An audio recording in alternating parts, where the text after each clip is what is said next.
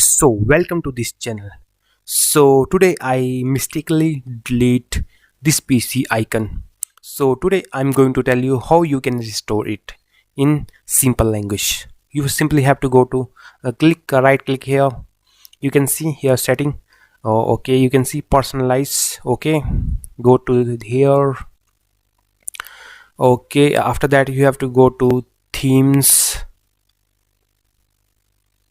Okay, now here you can see this text desktop icons. So you can see here, click here, so you can see these are the main icons. I have mistakenly deleted this one. Simply you have to click here. Okay, or computer, apply. Okay, so you can see here this PC icon. Okay, this is how you can restore your main desktop icons. Thank you for watching.